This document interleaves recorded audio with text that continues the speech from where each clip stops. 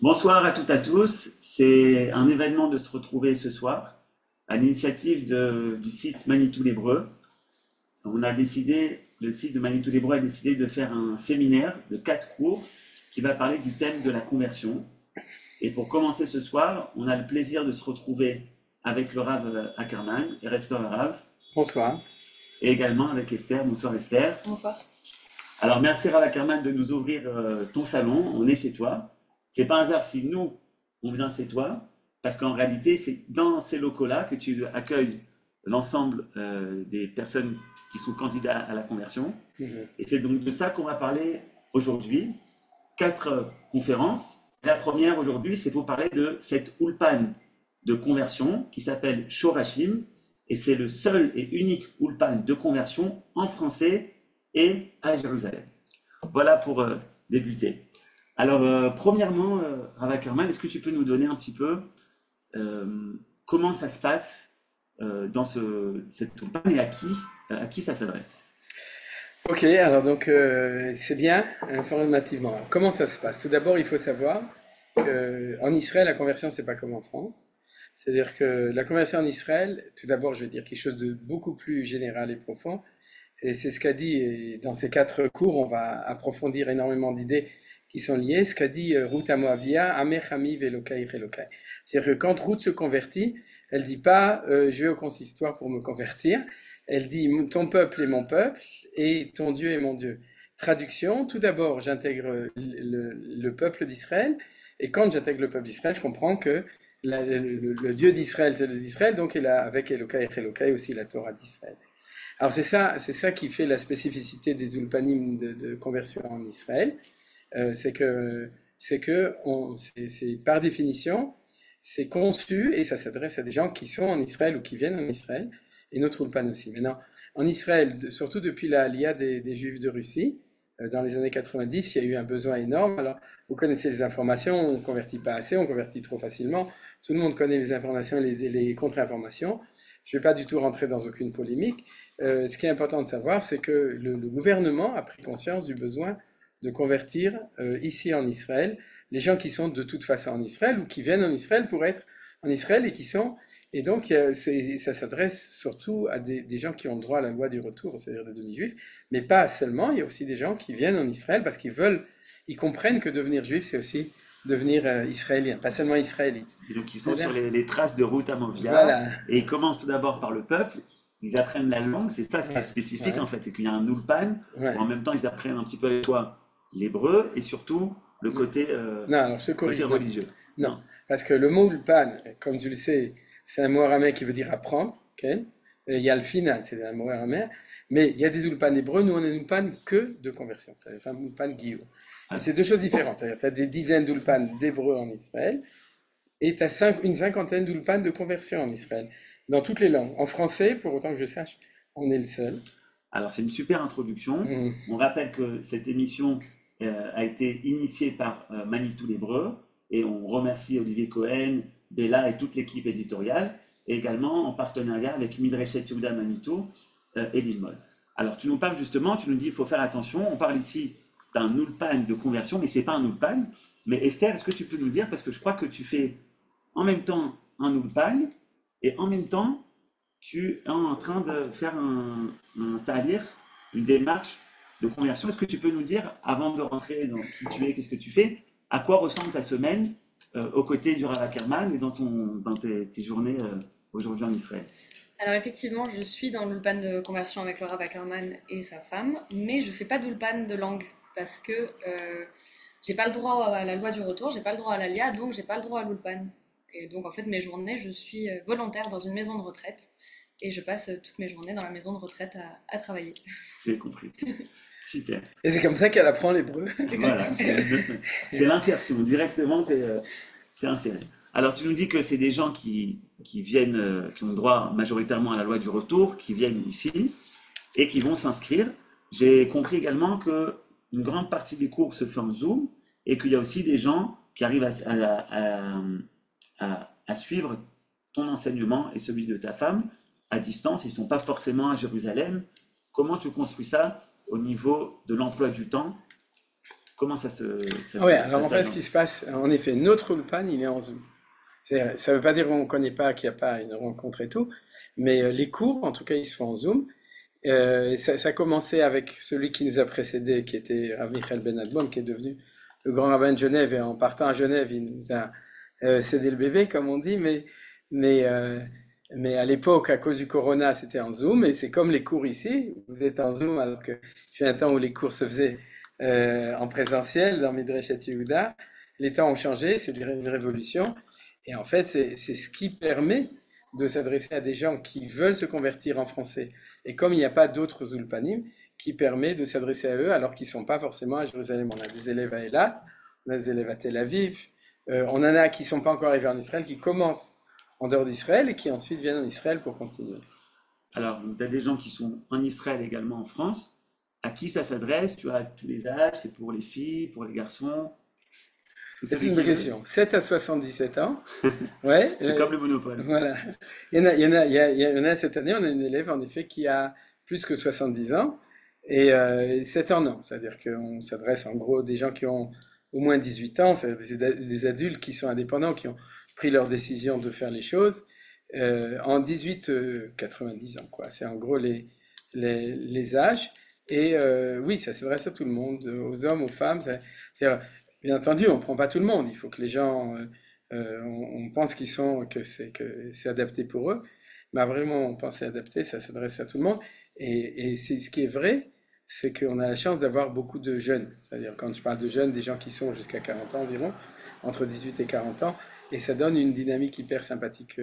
Pas que les autres ne sont pas importants, hein, je dois faire attention à ce que je dis, mais et que entre eux, ça crée une dynamique entre eux, si vous voulez, de jeunesse dedans. Alors, c'est un cursus, si je comprends bien, qui se tient sur un an et 2 fois par semaine, donc ça c'est rencontre en Zoom, et 1 fois par mois, vous les voyez en Mhm. vrai, face à face. Ça demande quand même une certaine rigueur, ça veut dire que tu dois apprendre un certain cursus aux futurs Mhm. candidats à la conversion. Mhm. Quels sont le tauren, les matières Ouais, que tu dois enseigner et que ouais, tu dois inculquer aux nouveaux juifs qui rejoignent ouais. le peuple d'Israël? Alors nous, notre formule, mais chaque Ulpan le fait différemment, c'est qu'on le fait, on le fait en fin d'après-midi. C'est-à-dire on fait ça de 5 heures à 9h30 en gros, 2 fois par semaine. Et du coup, ça permet à des gens de conjuguer ça avec travail ou études d'Ulpan hébreu ou autre chose, comme Esther par exemple, le volontariat, puisque c'est des heures où les gens peuvent, en tout cas, peuvent se libérer pour pouvoir étudier. Maintenant, au niveau de rigueur, il faut savoir que c'est très intensif. Parce que le concept israélien, en dehors d'Israël, on considère qu'une conversion, ça prend entre 3 et 10 ans, en gros. Euh, et ici, on convertit les gens en une année. La raison, elle est d'où? C'est que tout d'abord, on enseigne de manière très intensive. Et la deuxième, c'est ils ont déjà fait le mikvé d'être en Eretz Israël.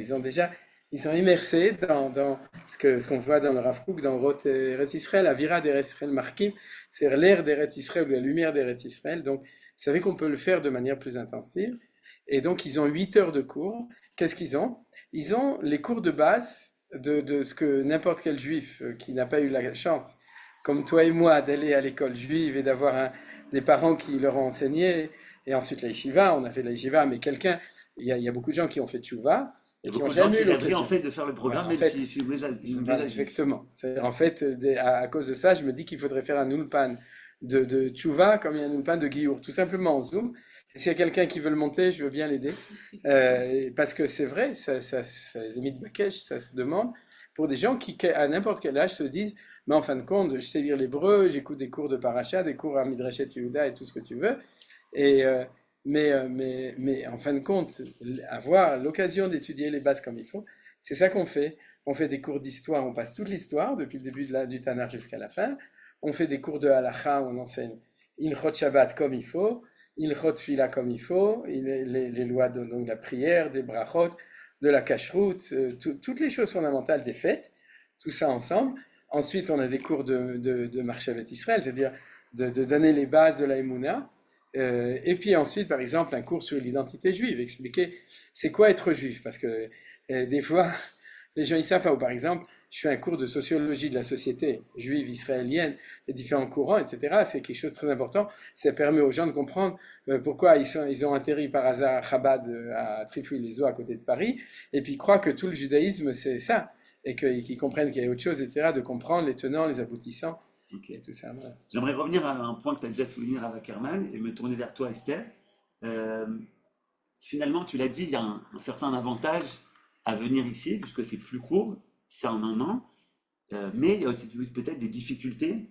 Est-ce que toi, tu avais commencé quelque chose en France, une démarche en France, et tu es venu après? Quels sont les avantages pour toi et pourquoi tu as décidé finalement de venir faire ça à Jérusalem? Alors, j'ai décidé de me convertir la première fois que je suis arrivée en Israël il y a 5 ans. Donc, je suis rentrée comme route par le Ham Israël. C'est ça ce qui m'a mise dedans. Et ensuite, j'ai eu la chance de pouvoir pratiquer. Donc depuis 5 ans, j'ai commencé avec la cache-route, avec les fêtes, mais je pratiquais de manière traditionnelle en France. Et il y a eu le coronavirus, donc j'ai pas pu retourner en Alors Israël. attends, tu as eu des clics quand tu as fait un voyage de famille, entre amis, Alors, j'ai ici? pas de famille en Israël. Tu es venu seul? Je suis venue Sauf seule. nous. Ok. Je suis venue seule pour faire un volontariat international. J'avais déjà fait un volontariat à l'époque Ok. et j'étais dans une crèche. C'était très sympa. Et donc oui, ça fait 5 ans que je pratique en France, mais de manière traditionnelle. Et après le corona, j'ai réussi à revenir. J'ai Ouais. fait un ulpan, là un vrai ulpan d'hébreu français. Et j'ai passé 2 mois à chercher comment pouvoir me convertir en Israël, parce que pour moi, ça n'avait pas de sens de le faire en France. La conversion, c'est Israël, c'est le Ham Israël, c'est être ici. Puis j'ai trouvé le Rav Ackerman. Et donc j'ai commencé depuis la France, parce que vu que j'ai pas le droit à la loi du retour, il fallait que je trouve un moyen de pouvoir venir ici, ce qui est très compliqué quand on n'a pas de parents juifs ou de grands-parents juifs. Et donc j'ai trouvé avec le volontariat, mais ça m'a pris 6 mois de trouver et presque 4 mois de mettre en place. Donc je suis arrivée qu'en septembre dernier, alors que j'ai commencé la conversion en donc, décembre 2022. J'ai Voilà. compris. Et à ce moment-là, le Rav Ackerman et Manu, vous l'avez aidé un peu à monter le dossier pour essayer d'arriver ici? On l'a aidé, bon, à l'époque on connaissait pas grand-chose parce qu'on venait de commencer, donc elle s'est aussi pas mal débrouillée toute seule. Maintenant, à partir de maintenant, chaque fois qu'on a quelqu'un dans son cas, on l'envoie chez Esther. C'est Esther qui est T'es devenu- notre Alors, est-ce que toi, chaliaf international. tu peux répondre à la même question? Quel avantage finalement? Quelqu'un maintenant qui nous écoute, Ouais. qui se dit, moi, ça m'intéresse, le judaïsme, ça m'attire, j'ai peut-être envie de faire le pas. Pourquoi finalement quitter la France, quitter le Canada, et dire, je prends un an pour... Ouais. Tout d'abord, je vais pas parler davantage d'inconvénients. Tout d'abord, je crois qu'Esther, elle vient de le dire. Si tu as senti et que tu as compris, et c'est souvent les gens qui s'adressent à nous, que se convertir, c'est faire ton alia, c'est-à-dire de devenir israélien, c'est pas devenir juif, c'est devenir juif en Israël. Alors, c'est pas un avantage. Alors, la voie naturelle, c'est de venir le faire chez nous. Maintenant, est-ce que ça veut dire que tu es convaincu quand tu viens? Non. Par exemple, on a un élève qui est venu l'année dernière, qui m'a juré quand il est venu qu'il finit l'Ulpan, le lendemain il prend l'avion, il retourne en France, parce qu'il ne voyait pas comment il trouverait du travail en Israël. Et puis bon, ses habitudes, son machin, etc. Résultat, il travaille ici, il habite ici, il est converti, et il est bien installé, il veut plus revenir, et il est revenu en Israël au milieu de la guerre. C'est-à-dire, il était parti tout arrangé, et puis il y avait la guerre, ça n'a rien changé, il est revenu en Israël. Donc, si quelqu'un, a priori, ne sait pas encore, parce que c'est comme l'apprentissage de la Torah, un guerre au début, il sait déjà des choses, mais il ne sait pas tout ce qu'il ne sait pas. Il ne sait pas tout ce qu'il attend toujours, bien qu'il est prêt à ça. Alors, c'est la même chose par rapport à Eretz Israël. Ça c'est la solution normale.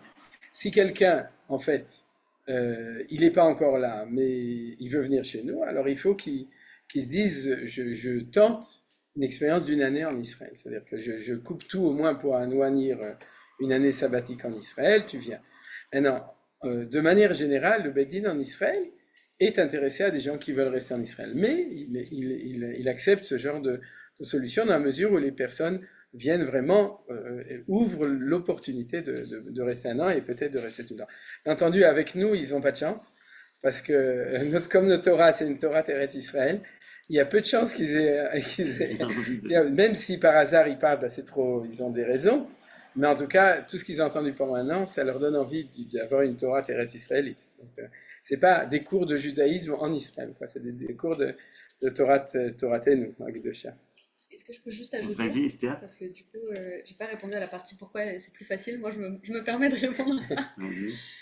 Rien qu'en termes de pratique. Ici, on apprend à pratiquer le judaïsme orthodoxe, puisque évidemment, on l'a jamais pratiqué avant. Pratiquer le judaïsme orthodoxe en France, c'est assez difficile. Il faut rentrer dans une communauté, il faut se faire accepter, il faut changer sa manière de vivre. Ici, on vit comme tout le monde. Donc c'est complètement particulier, puisqu'on est complètement à l'aise. Et effectivement, sur le fait de venir en Israël, c'est aussi très, très important parce qu'il faut se débarrasser de quelque chose qui est très occidental qu'on a en France. Je ne vais pas dire quoi, mais il y a une clipa dont il faut se... je sais pas Oui, plus ça le dire va, en tout le monde français. le comprend, ouais, tout le monde te une comprend. écorce. Une écorce dont il faut se débarrasser, qu'on a bien en France. Et quand on arrive ici, on peut s'ouvrir et accéder à quelque chose de plus kadosh, de plus spirituel. Alors justement, on va parler un petit peu de toi, Esther. Est-ce que tu veux nous raconter un petit peu ton parcours? Je ne sais pas quel âge. J'ai 28 ans. Alors jusqu'à 28 ans, jusqu'à 20 ans, où tu as grandi Avant de parler de la conversion, ton enfance, ton adolescence. Très bien. Alors, j'ai 28 ans, je suis parisienne. J'ai énormément de chance parce que mon papa est en train d'assister là maintenant. Je suis très contente. Il a ouvert sa Il n'a caméra. pas ouvert sa caméra. Ah, c'est dommage. Et Ah bah oui, c'est Bios du plan. Ah bah, Ouais. alors, j'ai été élevée dans une famille. J'avais une grande sœur, enfin j'ai toujours une grande sœur, Rachel. Et on a été élevés de manière à. On savait que la Torah, que le judaïsme, c'était la religion fondamentale, que c'était comme ça que notre culture avait été commencée. parce qu'il y a des antécédents juifs dans la famille. Alors, ma mère est espagnole, donc on espère qu'on soit marane, mais on n'en sait rien. C'est impossible à trouver aujourd'hui. Mes parents sont des gens qui sont très cultivés, heureusement, et qui ont toujours été très intéressés par le judaïsme. Mon vrai prénom, c'est Esther. J'ai vraiment été nommée Esther à la naissance. Et on a été élevés dans quelque chose de compréhension, d'ouverture, mais surtout de comprendre qu'on n'a jamais pratiqué le catholicisme ou quoi à la maison. Ça n'a pas été quelque chose qui se faisait. Donc moi, j'ai jamais été religieuse avant de m'intéresser au judaïsme. Et mon père, c'est pareil, pardon, je balance. Ouais. Peut-être qu'il me dira un mot après. Je vous prépare, monsieur, parce qu'il va falloir ouvrir la caméra et dire quelques mots. Ouais. Et moi, j'ai grandi dans un environnement où on était très entouré de familles juives. Donc on était très à l'aise, on faisait Pessah chez nos voisins. Ma mère travaillait à l'ambassade d'Espagne et c'est elle qui s'occupait d'aider les juifs séfarades à acquérir la nationalité espagnole. Je connais pas. Donc on était très bien entourés et donc j'ai toujours vu ça comme quelque chose d'exceptionnel parce que je voyais qu'il y avait un sentiment très familial quand on était avec eux. On voyait beaucoup la communauté, on voyait un accueil exceptionnel, évidemment on mangeait très bien. Et en grandissant, j'ai commencé à ressentir quelque chose d'un peu particulier, c'est que je m'appelle Esther, donc les gens pensaient que j'étais juive. Et puis tu étais dans un milieu avec. Oui, alors Il y j'étais avait au des lycée chrétiens, des public. juifs. Mais... Effectivement, mais j'avais un entourage pas mal juif. Et j'étais gênée de dire que j'étais pas juive. Ok. Depuis ado, même au lycée, etc., j'avais du mal à dire que j'étais pas juive, ça m'embêtait. Et je disais non, je suis désolée, je suis pas juive malheureusement. Ok. Mais je savais pas qu'on pouvait se convertir, je savais pas que c'était quelque chose. Pour moi, être juif, c'est être né juif, c'est faire partie. Ok. Enfin, c'était, je peux plus dire ça aujourd'hui. Ouais. Et en fait, c'est en arrivant ici à 22 ans que j'ai compris que je pouvais le devenir en fait. Mais je voulais le faire intelligemment, je voulais pratiquer déjà avant, je voulais savoir dans quoi je mettais les pieds. Et puis parce que mes études, j'ai fait du droit, donc je suis un peu carrée. J'ai un master en droit international, donc ça va, j'ai la logique bien ancrée. Ok, j'ai compris. Justement, dans ton enfance, il y a quelqu'un ici qui écrivait, qui disait non mais il faut être fou pour devenir juif, quoi. C'est se rajouter des mitzvot, c'est se rajouter une responsabilité au niveau individuel, au niveau du monde. Qu'est-ce que toi t'as attiré dans ton enfance face au peuple juif et au judaïsme? C'est la communauté, il n'y a même pas de doute là-dessus, c'est la communauté. Une grande famille, savoir que quand on rencontre un juif dans la rue, c'est déjà la famille. On ne sait pas qui c'est, on ne sait pas d'où il vient, c'est la famille. Et le fait de pratiquer la même religion, je me dis qu'aujourd'hui, je peux aller dans un Bet Rabad et être complètement à l'aise, que je sois au Sri Lanka ou à Tombouctou. Super. Alors, vous devez quitter, monsieur Joss Duplan. Est-ce que vous voulez dire un mot? Ah, voilà. Ah, ouais. Voilà, c'est ton père. Est-ce que vous voulez dire un mot?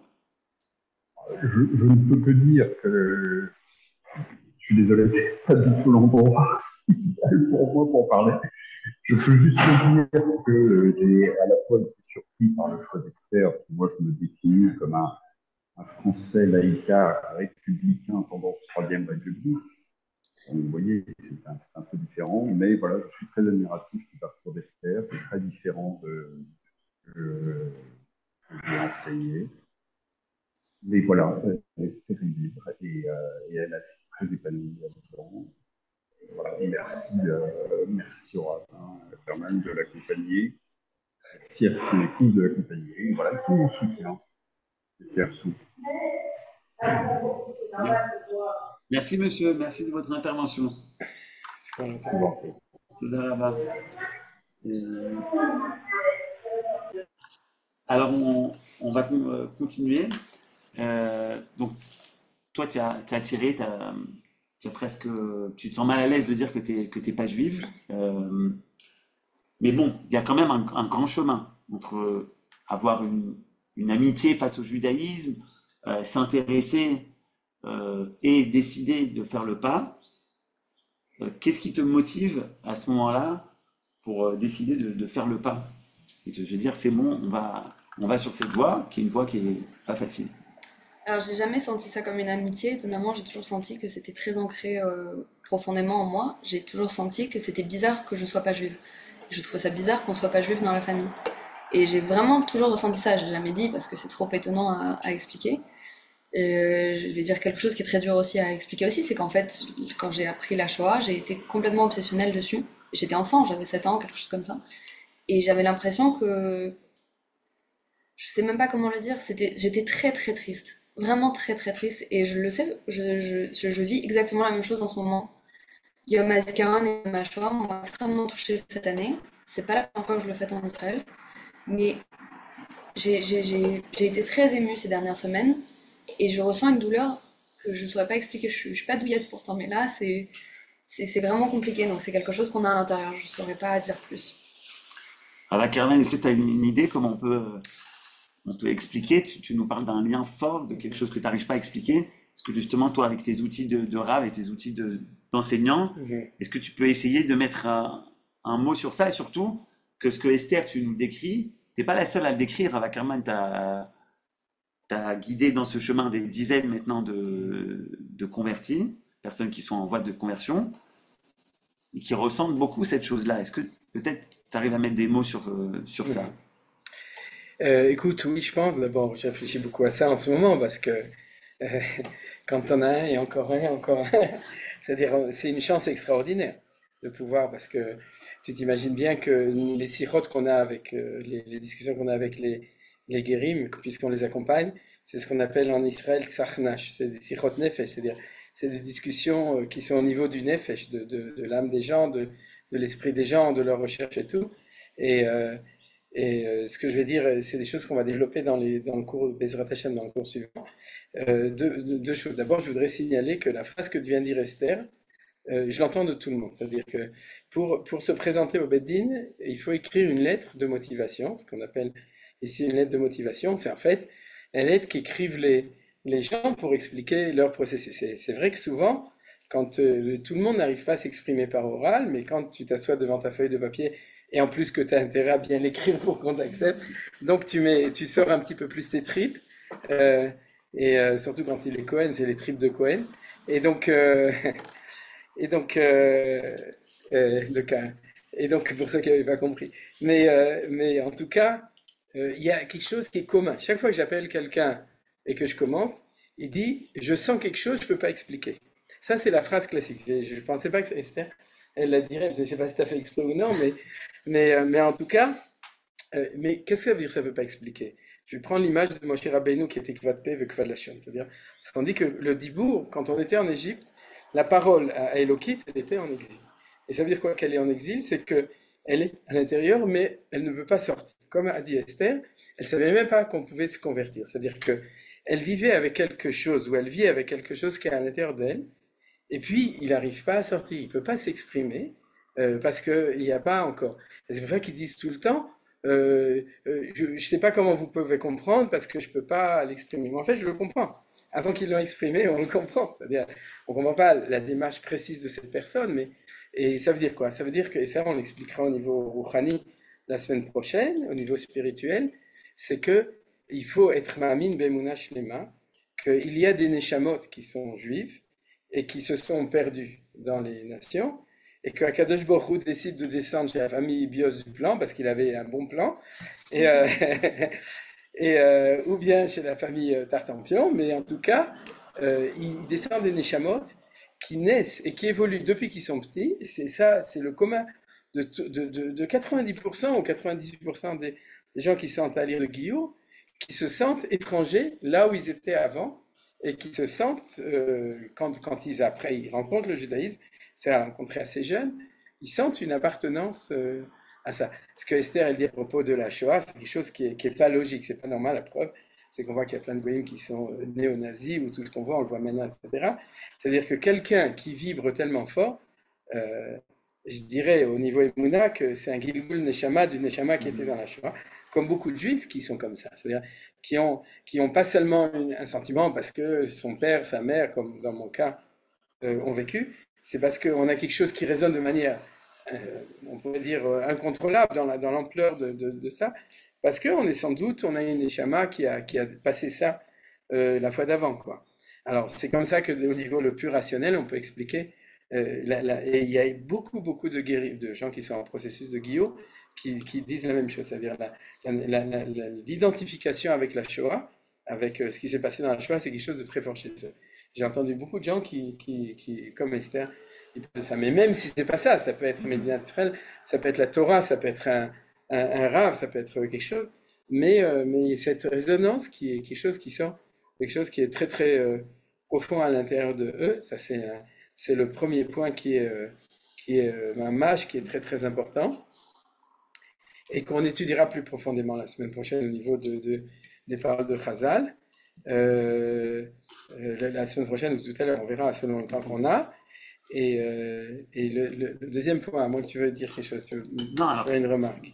pour continuer sur ça, Esther, donc il y a peut-être ce sentiment un peu de te sentir étrangère face à la culture chrétienne, où tu n'as pas grandi dedans, tu n'as jamais pratiqué la religion chrétienne.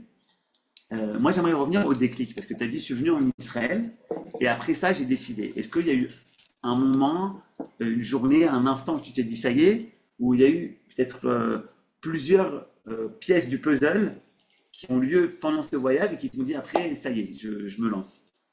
Alors, il y a une grosse pièce du puzzle, c'est certain. C'est la première semaine où je suis arrivée.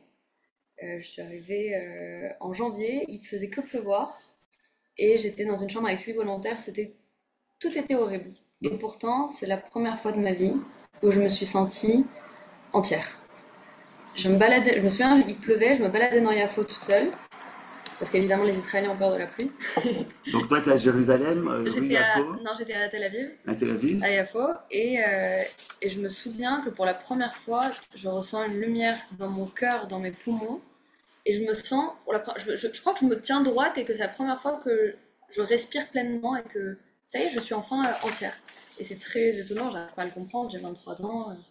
Bon, c'est bizarre, mais j'ai compris ça, j'ai eu le temps après de réfléchir dessus et je sais que à chaque fois que je suis en Israël, je suis heureuse et je suis entière. Dès que je retourne en France, j'ai comme un élastique ou un aimant qui me tire vers Israël. Et tant que je suis pas ici, je suis pas complète.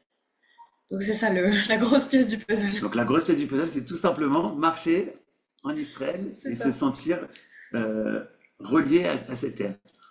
Et donc c'est comme ça que tu remets les puzzles de ton identité, qui est une identité en fait pas uniquement juive, mais une identité de hébreu, quoi. Manitou, le dit, c'est l'hébreu finalement, non?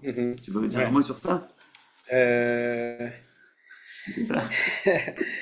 Et en fait, non, en fait, je l'ai dit tout à l'heure, c'est-à-dire que cette notion de Hamer Hami, c'est-à-dire c'est le Hamer Hami qui fait que la Torah, ça devient une Torah d'hébreu. Et c'est en effet, c'est ça d'ailleurs, on sait qu'il n'y a pas eu, pratiquement pas eu de conversion pendant 2000 ans, c'est-à-dire si peut-être au début, mais disons en tout cas depuis plus de 2000 ans, pour toutes sortes de raisons, on en parlera aussi les autres fois, pourquoi il n'y avait pas, etc. Mais ce qui est sûr, c'est que tu as des Neshamot qui ne vibre que s'il y a l'hébreu, c'est-à-dire s'il y a que le Kitzur Shulchan Aruch ou même toute la Torah Kula, Torah Moshe, ils vont pas vibrer forcément parce qu'ils vont pas sentir que ça éveille leur neshama à ce qui leur parle et ils sentent que cette dimension de, comme tu as dit, d'ivriout, qui est celle de leur fort intérieur. Alors, tu as parlé, tu as dit que c'est comme une famille finalement, c'est ça que tu as ressenti, de se sentir comme une famille. Mais je pense que tu as la chance ici également de retrouver une famille. Puisque en fait, il y a le Rav Ackerman qui dirige l'Ulpan de conversion, l'Ulpan Shurashim. Il y a également sa femme, son épouse Manu. Qu'est-ce que ça fait d'avoir une présence féminine, une image féminine, une présence féminine qui fait également partie des enseignants et je crois qu'ils t'accueillent à plusieurs reprises dans le mois. Alors, je suis désolée de dire ça devant vous, mais effectivement, je me sens vraiment en famille ici. Il faut comprendre que je suis arrivée en fin septembre, donc on était le 7 octobre est arrivé 2 Shabbats après que je sois arrivée. J'étais avec vous, Ah oui, c'est vrai. on était ensemble pour le 7 octobre. Simchat Torah. Et Manu nous a accueillis, tous les gens de l'Ulpan, sur la semaine qui a suivi. En fait, on est tous venus tout seuls. Et Manu nous invitait ici à dîner et elle nous prenait. Elle avait autant peur que nous, on ne savait pas ce qui se passait. Et pourtant, elle était là pour nous rassurer. Et puis évidemment, les paroles du Rav sont toujours rassurantes. Quand on a la Emouna, ça aide toujours. Et effectivement, je suis très souvent invitée, donc je me sens très bien ici. Et c'est vrai que c'est très agréable d'avoir une famille ici et de se sentir autant accueilli. Merci beaucoup.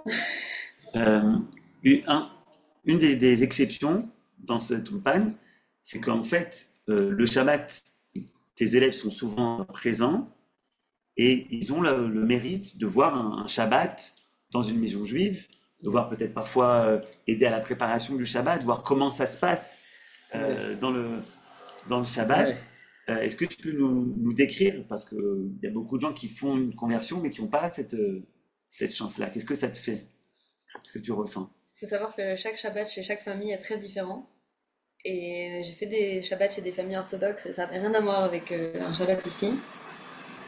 Moi, j'aime faire Shabbat ici. C'est ce que je veux dans la transmission que je ferai avec mes enfants, avec ma famille. C'est exactement ce que je veux. C'est de la bonne nourriture, de beaucoup de monde, des livrets Torah à table et intéressants et réfléchis, et beaucoup de oneg, beaucoup de plaisir de passer du temps ensemble et d'être heureux. Donc effectivement, c'est une chance incroyable d'être ici parce que avoir un Dvar Torah du Rav Shabbat, ça arrive pas à tout le monde. Et surtout un Rav qui nous laisse beaucoup la parole. On espère aussi nos petits livrets Torah. Et non, c'est exceptionnel. C'est vraiment exceptionnel. Donc là, tu continues finalement cette démarche de conversion. On peut te souhaiter quoi à toi, Esther, maintenant, pour la suite? Bezrat Hashem, une conversion cette année, si Dieu veut. Ce serait déjà très très bien. Et un beau mariage et plein d'enfants. Merci. Rav Ackerman, est-ce qu'il y a un point que tu veux rajouter par rapport à ce dont on avait prévu de parler? Oui, ce que je voudrais rajouter, d'abord, je voudrais de nouveau insister sur, et c'est pour ça qu'on a demandé à Esther de venir, c'est-à-dire que les semaines d'après, ce sera déjà des shiurim sur et tout, mais Torah et l'ilmod ou l'amishmov, la sotul kaim, c'est une Torah traim, une Torah vivante, c'est une Torah qui est réalisée. C'est pour ça qu'Esther nous raconte comment est-ce qu'elle vit les choses, et c'est ça qui est le plus extraordinaire. Et surtout que, comme on l'a déjà dit, ce que je vois de plus extraordinaire, c'est ce qu'on appelle le ta'alich hanishmati, c'est-à-dire le processus au niveau de la neshama, de comment est-ce que, Esther l'a dit elle-même, comment les clipotes, toutes les scories qui étaient autour, petit à petit, elles se débarrassent, ou ils se débarrassent de tout ça, et puis, en fait, ils redécouvrent ce qui est profondément en eux, plus ce qu'ils acquis en parallèle, qui leur permet de devenir un bon juif, on pourrait dire, c'est-à-dire Ben Israël Mamash, qui est dans la Torah, qui est dans les Midot Tovot, parce qu'il y a aussi tout un apprentissage. Il y en a qui viennent avec des Midot Tovot déjà avant, et puis il y en a avec qui tout le monde a besoin aussi de limoud, d'apprendre Rachmanim, Baishanim, Gomle Chassadim, les Midot du peuple juif, etc., plus tout ce qui est au niveau Israël, Eretz Israël. Cette année, c'était hyper intense, parce que Je voudrais signaler qu'on n'a pas eu une seule défection à cause de la guerre. Il y en a plein qui sont partis parce qu'ils étaient partis, parce que c'était les Chagim, ou qui ont dû partir après pour toutes sortes de raisons. Il y en a plein qui disaient je reviens, je reviens pas, je reviens, je reviens pas. Et 100% sont revenus. C'est quelque chose d'absolument extraordinaire. C'est-à-dire qu'ils sont tellement, je dirais, ils ont quand même une énergie intérieure, une lumière intérieure tellement forte que non seulement ça, mais j'ai eu plusieurs témoignages. Je ne sais pas si Esther, tu veux dire quelque chose dessus sur toi personnellement, sur ce que la guerre t'a fait par rapport à ta recherche identitaire, le danger, etc. Mais j'en ai eu beaucoup qui m'ont dit qu'au contraire, ils se sentaient encore plus renforcés d'être ici, dans cette période-là. Alors peut-être Esther, tu as quelque chose à dire dessus? Ah, en plus, tu as quelque chose Non, à... c'est intéressant Ouais, parce que j'allais justement te poser la question, comment on fait cette démarche de conversion en temps de guerre? ouais. Qu'est-ce qu'on ressent de particulier? Tu veux nous lire quelque chose que tu as écrit? Peut-être, mais j'arriverai pas à trouver la page. Bah, Parce que- prends quand Ah, même. c'est bon, je l'ai. Ah bah voilà, tu vois. Montre d'abord la belle écriture. Euh, donc je parlais, c'est mon carnet de conversion et je parlais du 7 octobre. C'est toi qui t'es fixé ce carnet ou c'est quelque chose Mon père me l'a offert. que tout Il le m'a monde dit, doit faire un carnet de conversion? Montre-le. Il va. Mon père m'a offert un petit carnet et j'écris dedans. C'est quelque chose que toi tu demandes à la Carmen Non, pour un non. carnet de conversion? Non, c'est chacun. C'est- Ok. Et je m'amuse à faire des parallèles avec les parachiotes. Donc là, j'écrivais sur Chaya et Sarah et je dis moi, je suis au bon endroit au bon moment, je quitterai pas Israël pour rentrer en France. Ce peuple est mon cœur et mon âme sont juifs.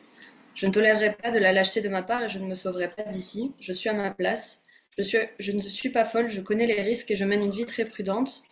J'ai peur évidemment, chaque alerte à la roquette nous rappelle notre condition mortelle et chaque boom entendu au loin nous rappelle à nos premiers instincts de survie.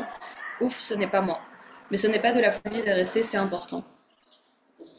Je continue, mais c'est ce que je ressens. Très bien. C'est Darama, magnifique. On sent ton émotion dans ta voix.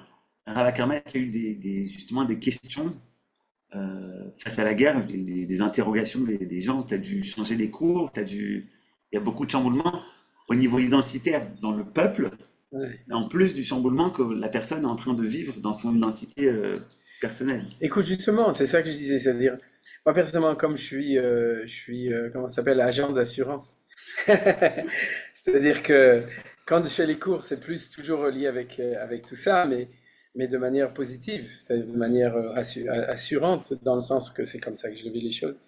Donc, mais tout en connaissant les difficultés, les vit. Donc, en général, les gens raisonnent à ça en donnant, parce que c'est des choses comme dit Esther, ça ne viennent pas en me disant j'en ai marre, j'en peux plus, etc., je veux partir et tout.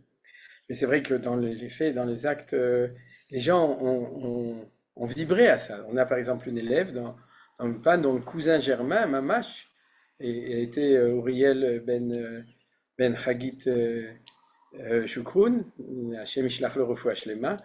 Il était blessé gravement à la guerre, à Miloimnikim, Katzin, Betzal, etc. Et c'était son cousin. Donc les gens, c'est pas de la théorie, ils étaient là, ils sont là.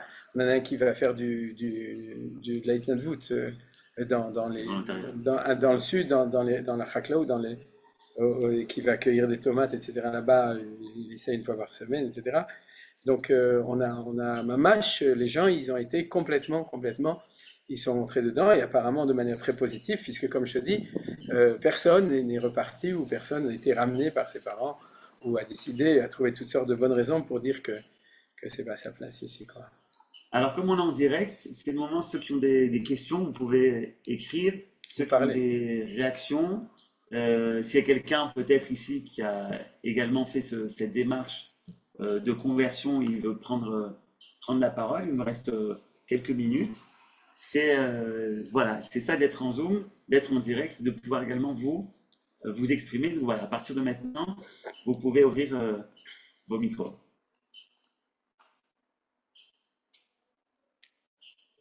Alors là, j'ai une photo, je vais la partager en attendant que les gens se décident. Je vais partager une Moi, photo que tu m'as envoyée. Tu peux nous dire un mot, Rava Karman, quand ça s'est passé, Attends, il faut que je la vois. pourquoi? Enfin, Ah, ça c'est à Toubishvat, c'est chez nous à la maison. Vous voyez, et on est en train de faire la Seuda de Toubishvat avec plein de guérim, avec mon fils qui est là, avec Esther, on la voit pas ici, mais Je prends la photo. ah, c'est à toi qui as pris la photo. Ok, Et voilà, quoi, c'est vivant, c'est sympathique et Donc il y tout. a une ambiance conviviale et à chaque fête, tu essayes de... Ouais. Mais par exemple, là, Esther, elle a passé déjà 2 Sdarim. L'année dernière, elle est venue exprès. Elle était au Seder chez nous. Cette année, de nouveau, cette année, on avait 5 ou 6 membres de l'Ulpan qui ont fait. Mais je dois aussi rajouter quelque chose de très important. C'est-à-dire que, à propos de ça, c'est un peu dans le programme, il y a, dans la mesure et ça c'est valable dans le monde entier, pour que c'est pas un cours intellectuel, la conversation c'est vivre mamash, donc il faut avoir une keïla, une communauté, c'est-à-dire les guérim, on leur demande, où qu'ils soient, d'intégrer une keïla, sinon ça marche pas, ça passe pas. Et le Beddin, la même chose, et d'avoir une famille d'accueil, qui est une famille dans laquelle ils vivent mamash une vie de, de juifs, etc. Donc c'est pour ça que nous, on invite les gens assez souvent, mais on trouve aussi, on a plein on a plein, on cherche, et on trouve des familles qui en fait, qui adoptent souvent les guéris, mais qui souvent, bon, nous, on est au début, mais il y a des gens qui restent jusqu'à 120 ans, c'est-à-dire ça devient leurs enfants Ouais, ouais. adoptifs, ceux qui les amènent sous la roupa, etc., quoi. C'est-à-dire, c'est des choses qui sont absolument qui sont essentiels. Alors là, tu vois, c'est tout Bishvat, c'est chez nous, mais une autre fois, ils seront dans leur famille d'accueil et c'est comme ça qu'ils vont vivre les choses. Alors je crois que Bella, tu avais une question, tu voulais intervenir. Oui, Non, effectivement. Vas-y. Je peux?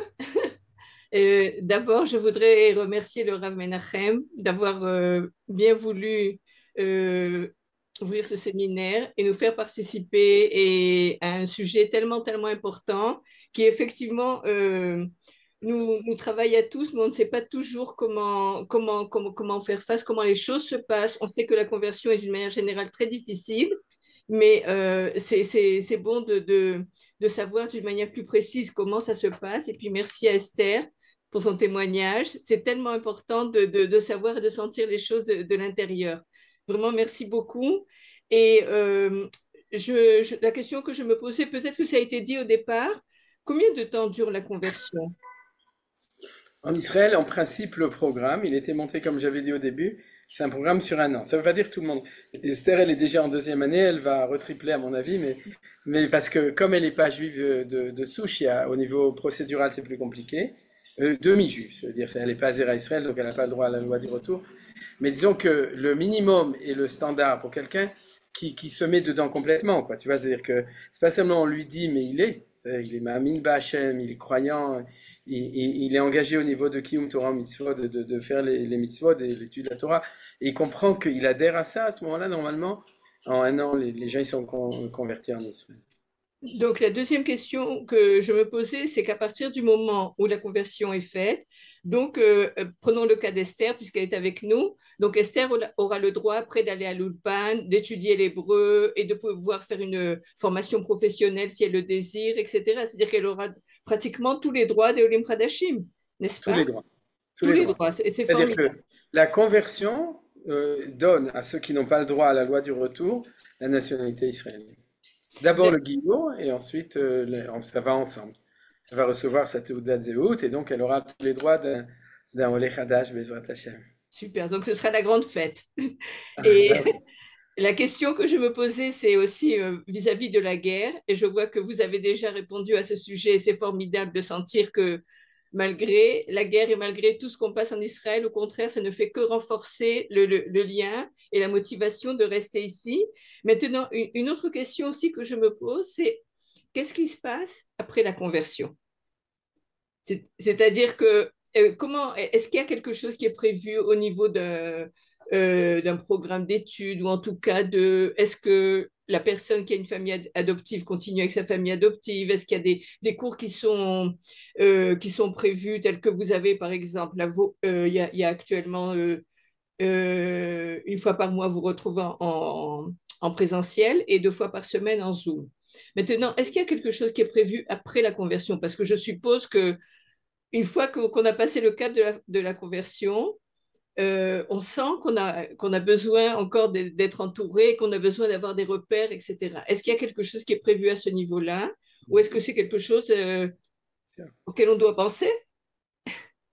C'est là toute l'œuvre de cet Ulpan et le génie du Rav Ackerman et de sa femme, c'est qu'ils nous apprennent à devenir juifs, donc à nous débrouiller tout seuls. Donc Bezrat Hashem, à la fin de la conversion, on sait trouver les cours tout seul. On garde contact avec notre famille d'accueil si on a envie et on fait tout comme des grands. Bah, ça, c'est la réponse d'Esther. C'est la réponse extraordinaire, idéale. Et c'est vrai que c'est une marche à pas. C'est-à-dire qu'on dit toujours, euh, quand je leur parle, quand je leur dis, quand on va finir l'Ulpan, donc au moment de la conversion, je leur dis toujours, on finit pas, on commence. C'est-à-dire que le Giour, c'est le début d'une histoire, c'est pas la fin d'un processus, c'est un vrai début. D'ailleurs, on dit que c'est l'Eda Hadasha, que c'est une renaissance. Mais ceci dit, moi, je vais être moins idéal que Esther, ça m'inquiète. C'est-à-dire que ça m'inquiète dans le sens, Annie Doeg, positivement, c'est-à-dire, je pense à ça tout le temps. Comme ça fait 1 an et demi qu'on a commencé, on n'a pas encore beaucoup de guérim, et j'ai pas le temps et la disponibilité pour envisager le fait que, en fait, il faut avoir un continu après à un certain niveau, bien entendu, comme a dit Esther. Les gens, ils doivent se débrouiller, mais essayer quand même de maintenir un contenu, un continu. J'espère qu'on le fera. C'est-à-dire qu'il y a une marche à bas. Je sais que dans certains autres ulpanim, cette pensée elle est faite. On appartient à une organisation qui nous au-dessus de Shorashim de l'Ulpan, qui est une des organisations qui s'occupe de conversion. Il y en a plusieurs en Israël. Celle qui est le plus connue, c'est celle de Nativ, parce que c'est celle qui aussi fait la conversion à l'intérieur de l'armée, mais il y en a une autre qui s'appelle Abaïta, auquel on est affilié, et qui elle-même s'inquiète pour les Olim juifs et pour les convertis d'essayer de maintenir un minimum de structure de continuité. Pour l'instant, je n'ai pas la disponibilité, donc je ne le fais pas. Ce qu'on fait, c'est que pour ceux qui se sont convertis l'année dernière, on essaie de maintenir un minimum. Chaque Shabbat, ça va être un Shabbat Shalom. Si c'est possible, on peut leur proposer de venir aussi au présentiel, mais on fait attention parce qu'il y a aussi une dynamique du groupe d'une certaine année qui sont ensemble. Et il y a une très forte dynamique, c'est-à-dire que ça peut être un café ensemble, un restaurant ensemble, un cocktail ensemble, un tioul ensemble. Zera Esther, c'est la spécialiste d'organiser et de maintenir le contact avec les gens, etc. Mais tout ça, donc on doit aussi maintenir la dynamique du groupe de cette année. Mais Bezrat Hashem, tu poses des très bonnes questions et j'espère qu'on fera de mieux en mieux là-dedans. Oui. Merci beaucoup. Et je pense que c'est important. Je me rappelle que nous, quand on était à Mayanot, on n'avait pas passé de talir de conversion. On est arrivé en tant que juif en Israël, mais on a été coupé de la famille, on a été coupé de notre entourage quotidien. Et le fait de se retrouver dans un cadre où, un peu comme une maison en fait, ça nous a permis de nous ressourcer à chaque fois et de nous renforcer aussi. Donc, si tu penses par la suite à faire quelque chose, je pense qu'on est une équipe suffisamment importante de personnes volontaires et ce serait un grand, grand plaisir de pouvoir mettre la main à la pâte et d'apporter notre collaboration. Et je voudrais aussi remercier, on dit que derrière tout grand homme, il y a une grande femme. Alors, je voudrais remercier aussi Manou, qui est dans les coulisses, qui n'est pas avec nous ce soir, mais je suis sûre qu'elle fait un travail extraordinaire. Et comme on dit en hébreu, Yisher Koach.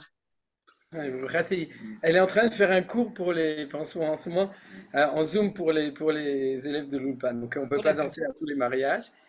Merci beaucoup d'abord de ce que tu proposes. Et je voudrais dire deux choses. D'abord, qu'on travaille beaucoup sur la dynamique du groupe et on réussit.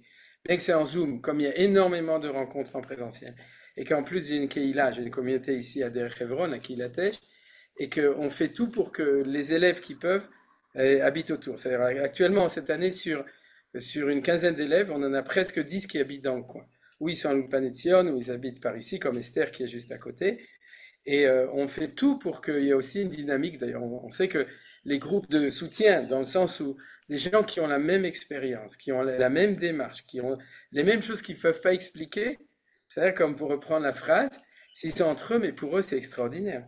Et c'est ce qui se passe. C'est-à-dire bien que les courses en Zoom, il y a une très belle dynamique de Shabbatot, où ils se rencontrent dans la Tfila, dans les Seudot, dans leur propre initiative. Ils ont plein de groupes de WhatsApp à eux qu'on ne connaît pas, mais où il s'organise des choses, et ça, c'est quelque chose d'entraide aussi. Par exemple, on a un élève qui n'est pas encore décollé de la France, qui est à Paris, et on a un élève qui est ici, juste à côté, et ils font Chevruta ensemble en Zoom pour réviser, pour apprendre tout ce qu'ils doivent faire. Et ensemble, ils sont devenus copains. Mashou Madim, incroyable. Les deux, c'est inséparable. C'est une vraie amitié qui s'est créée entre deux. Entre ces deux, ils ont plus ou moins le même âge, quelque chose qui ressemble dans le cursus. Et c'est quelque chose au niveau des amitiés qui est extraordinaire. Et c'est un peu, ça ressemble à Mahayanot. Maintenant, je voudrais reprendre un peu, rebondir aussi sur quelque chose d'important à propos de ça. C'est que les Chachamim, ils disent on a vu dans la paracha de la semaine dernière de Kedoshim, il y a un issour qui s'appelle l'issour Onaat Hager. On n'a pas le droit de blesser un guerre, blesser moralement. Et c'est quoi la blessure? C'est-à-dire Zechor Ma'im Ma'asecha Rishonim. La chose la pire quand quelqu'un avance dans la vie, c'est de le ramener en lui disant, de toute façon, ça vaut rien, parce qu'avant tu étais comme ça. C'est-à-dire, tu peux dire à un gosse comme ça, c'est-à-dire, il a réussi quelque chose, de toute façon, tu as toujours été nul, ça ne change rien. C'est-à-dire, alors, l'idée de Onat Dvarim, que nous disent nos sages, c'est Zechor Ma'im Ma'asecha Rishonim. Quand tu as un guerre, et que tu lui dis, oui, mais souviens-toi de ce que tu as fait avant. Alors, si tu lui dis, regarde, tout ce que tu as fait, tout le chemin que tu as fait et combien tu as avancé, c'est une grande mitzvah, c'est très bien. Surtout si on le dit en privé, pas en public, parce que souvent les gens n'ont pas envie et ils n'ont pas besoin de raconter leur passé. Mais quand tu le fais tomber en disant, pour qui tu te prends, grande sadique, tu as fait tout ça, parce que regarde où tu as grandi, avec qui tu as élevé les cochons avant, comme on dit en français, c'est-à-dire, alors à ce moment-là, c'est un Issour Torah. Et ce qui est intéressant, c'est que les Chachamim ont dit que quand tu as un Baal Tshuva et que tu lui dis la même chose, pour qui tu te prends, avant tu jouais du jazz dans un bar, Minan, un bar mitzvah, et donc on fait le même Issour de Rabbanan. C'est-à-dire que les Chachamim ont dit, si c'est interdit Minatora pour un guerre, c'est interdit Midrabanan pour un Baal Tshuva. Qu'est-ce qu'ils ont dit par ça? C'est que la démarche d'un guerre et la démarche d'un Baal Tshuva, c'est exactement la même chose. Et en fin de compte, fondamentalement, c'est vrai qu'il y a la carte d'identité que le guerre doit recevoir, et il y a des choses en plus, la nouvelle Neshama. Mais quand toi, tu étais à Mahayanot, ce que tu faisais, c'était un guiour d'un juif. Et quand un guerre, il se convertit, c'est un talir de Tshuva. Souvent, les gens, ils oublient ça. Ils croient que se convertir, c'est apprendre ou bien recevoir une carte d'identité. Non, c'est un vrai processus de Tshuva. Et dans ma vision des choses, et Bezrat Hashem, jusqu'à ce que Kadosh Baruch Hu nous donne la force de continuer à s'occuper de Guiour, c'est ce que je fais avec des juifs dans d'autres misgerot, au Machonev, etc. Dans ma vision des choses, je ne m'occupe pas de Guérim, je m'occupe de Baal et Tshuva, c'est-à-dire de gens qui sont en processus de retrouver leur neshama, leur ratson, d'apprendre à quoi ça correspond au niveau des connaissances qu'ils n'avaient pas encore, et comme ça de pouvoir avancer. Je propose peut-être que tu nous lises le texte avant de terminer. Il y avait encore une ou deux questions peut-être avant. Noémie? Oui, j'avais une question si on a le temps. D'abord, merci à Esther pour son témoignage. Et la question que je me pose, c'est que nous, quand on est juif, et c'est ce qu'on nous dit, tu fais et tu comprendras après. Donc, on a fait et on a essayé après d'apprendre. Alors, je voulais savoir, surtout avec ta formation, est-ce que, voilà, instinctivement, tu fais et tu essayes de comprendre après, ou est-ce que tout est sur un plan un peu intellectuel au départ euh, dans ta progression? Alors étonnamment, c'est vrai que moi j'ai fait Nishma et Naasea. J'ai fait l'inverse. J'ai d'abord essayé de comprendre et ensuite j'ai fait. Et puis maintenant que je fais confiance et que j'ai une émouna presque indestructible, je suis prête à faire Naasea et Nishma. Merci. C'est émouvant, hein? C'est d'entendre la Torah vivante. C'est pas un shiur de Torah. C'est dommage. Est-ce qu'il y a une Merci. dernière question avant qu'on clôture? Non? Alors, J'ai le droit de dire encore un petit mot? allez, un petit mot, vas-y. Un dernier mot. Je voudrais féliciter Esther pour son courage. Et je sais que je vois son sourire, qu'elle est bien, qu'elle est épanouie, mais je suis sûre que c'est pas toujours très facile. Et je sens qu'elle est très, très courageuse. Et bienvenue Esther et bravo. Comme on dit en hébreu, kol hakavod. Merci beaucoup. Merci. Kol mila beselak, mon chemin. Merci Béla, toujours pour ta bienveillance et tes mots justes. Ça fait plaisir. Non, oui, c'était pas ça que je voulais. Si, c'était ça que je voulais faire.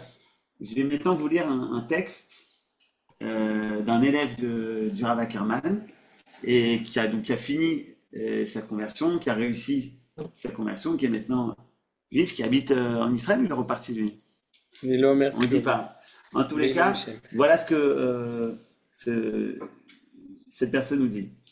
Cette pratique me permet de renforcer ma émouna, qui a toujours été présente, mais qui n'a jamais pu s'exprimer. Je me revois enfant, adolescent, ressentant un horrible sentiment de frustration, de ne pas pouvoir exprimer l'amour et la crainte que j'ai pour Dieu. Je me revois plus jeune, seul dans ma chambre, regardant des vidéos de juifs en train de prier et essayant de reproduire leur comportement, dans l'espoir que cela atténue ma frustration. Je me revois plus jeune, espérant devenir avocat, car je suis passionné par le droit. C'est vrai. C'est pas Esther, hein, c'est un autre. C'est vrai. Mais au fond de moi, ce qui me motivait était de pouvoir revêtir la robe d'avocat à la place du talit que je ne pouvais pas porter. Je me revois adolescent, m'inscrivant à la boxe, non seulement pour apprendre à me défendre, mais surtout pour enrouler les bandages autour de mon bras, remplaçant ainsi les téphilines que je ne pouvais pas mettre. Tout cela, je ne l'ai jamais dit à personne, mais si je veux faire comprendre l'ampleur du mal-être que j'ai ressenti dès mon plus jeune âge, c'est bien à vous. Donc c'était la lettre qui a été adressée à toi, Rav Ackerman, et au Beddin. Et qui n'a jamais été dit à personne et qui ne te dira jamais à personne. C'est pour ça que c'est Nishar Beilum Shem, on ne dira pas qui c'est. Je dois dire juste qu'il avait écrit une première lettre quand il est rentré à l'Ulpan. Et quelques semaines avant de passer devant le Beddin, je lui ai dit, tu as passé un an en Israël, tu as étudié toute l'année, réécris-moi une lettre. Et c'est là que les choses sont sorties. C'est-à-dire que ce qu'il aurait dit au début de l'année, je ne sais pas comment dire les choses. Eh bien, au bout d'un an, Pessah, sa bouche, elle s'est ouverte et il a réussi à exprimer des choses. Et je dois dire encore un mot. Vous savez qu'il y a une notion qui s'appelle Tinok Shenishba le Ben Agoïm. C'est-à-dire un enfant qui a été pris du peuple juif et qui est éduqué parmi les Goïm et qui sait qu'il est juif, mais qui n'a aucune idée de ce que c'est, quoi. C'est-à-dire parce que tout est autour. Et c'est des sougiotes connus au niveau du Talmud, de la Gemara, etc. Et pour la première fois de ma vie, quand j'ai vu ce texte, je dis, maintenant je sais ce que c'est Tinok Shenishba le Ben Agoïm. C'est-à-dire quelqu'un qui à l'intérieur de lui profondément sait, mais il ne sait pas comment. Il ne sait pas comment arriver, et surtout dans la mesure où il n'est pas juif, il n'a pas le sentiment, comme dit cette personne, je n'ai pas failli dire son nom, comme dit cette personne, qu'en fin de compte, il n'a pas le droit d'exprimer ce qu'il sent à l'intérieur. Il y a une énergie extraordinaire de volonté d'être juif qui est en lui, et il ne peut pas, parce qu'il le sait. Il sait qu'il n'a pas encore reçu la neshama au moment du mikvé, et Baruch Hashem aujourd'hui, mais les tefilines, et il peut exprimer, il met un talit, il peut exprimer cette chose qui était tellement enfouie, mais tellement omniprésente dans sa propre neshama. Il arrive à exprimer son sentiment en pratique, en faisant les mitzvot. Merci à toutes et à tous d'avoir été présents. On remercie bien sûr Manitou l'Hébreu qui a été à l'initiative de cet entretien. Merci Béla, merci à Midrashay Touda Manitou, merci Lénoise, et je rappelle bien sûr que c'était le premier cours d'une série. Lundi, c'est aussi le Ilou Nishmat les Sananes. Et les Ilou Nishmat, Michel et Gérard Sananes. On se retrouve donc lundi prochain. On n'aura pas le plaisir de t'avoir, Esther, mais on écoutera le Rav Ackerman pour parler au niveau des sources de la Torah sur le thème de la conversion. D'accord. Et on va finir aussi par Hashem Kitov. Pardon. Oui, attends. D'abord, je vais dire, j'ai commencé la phrase. Odul Hashem Kitov ki leolam chazo ba'avod reshaim rina. Quand des Rechaïm sont exterminés, alors on chante à Akadosh Baruch Hu, et on ne peut pas finir sans remercier Akadosh Baruch Hu pour le fait que, grâce au temps qui était Mossad au nord de l'Iran, à ce moment-là, notre hélicoptère a réussi à éliminer des grands Rechaïm de Paras. Et Toda Rabba à Akadosh Baruch Hu pour ces grands nissim beniflaot. Vas-y, maintenant, il y a quelqu'un qui voulait, c'est Myriam, d'accord? Oui, exactement. Je connais votre sœur Myriam, elle habitait près de chez moi dans le temps. Moi, j'habite encore loin de Jérusalem, plus ou moins. Je suis très fière de Esther, tout ce que j'ai entendu. Vraiment, ça m'a fait chaud au cœur. Et j'aimerais bien, c'est dommage, j'habiterai jamais derrière Hebron, mais j'aimerais bien faire partie de votre groupe, juste pour me sentir avec vous. C'est vraiment merveilleux. Est-ce que vous organisez... Non, c'est vrai. Tu es déjà converti ou non? Non, je suis née à Alger, juive de partout. J'ai un grand-père qui était rabbin au Maroc. Non, mais je suis la seule de la famille qui a fait l'Alia. Et je me dis, si vous organisez des soirées juste comme ça pour se sentir entre familles, ça me ferait très plaisir. Parce que là où je suis à Maladouville, c'est différent, c'est très différent. Et ça me ferait plaisir si vous organisez une soirée avec Esther. Elle se mariera peut-être, je sais. Bezrat Et Hashem, bien sûr. j'aimerais bien que vous nous fassiez savoir. Voilà. Avec plaisir, je travaille dans un bête à vote, donc il n'y a pas de souci. Vous pouvez venir tous les jours à 4 heures, on organise un goûter. Ah ben, ça vaut tout ça à Derech Hebron. Oui. Bet Bart. Ah, je connais sur la droite quand on arrive de Jérusalem. Ah, je connais. Bon, ben à l'occasion, et vous appelez Esther. Bon, je chercherai Libaya. Il faut se coucher parce que Betzlacha Esther et quelqu'un la Betzlacha le rabbin. commerciale s'en va de Bet Bart. Donc, si tu veux la voir, tu n'as plus beaucoup de temps, un mois ou deux seulement. Comment, pourquoi elle repart en France? Non, mais elle restera plus à Bet Bart. Ah, elle va trouver un autre travail. Bezrat Hashem. Les rattachés. Betzlacha, Rav Ackerman, vous êtes merveilleux. Voilà. À bientôt. Erev tov. Et bien là-bas, merci à toutes et à tous. Kol Tov. תודה רבה, כל הכבוד. Merci d'avoir visionné cette vidéo. Je vous invite à vous abonner à notre chaîne InMode pour plus de replays, de conférences, de cours, d'interviews. Cliquez sur le bouton juste ici et vous êtes abonné à l'InMode. À très bientôt.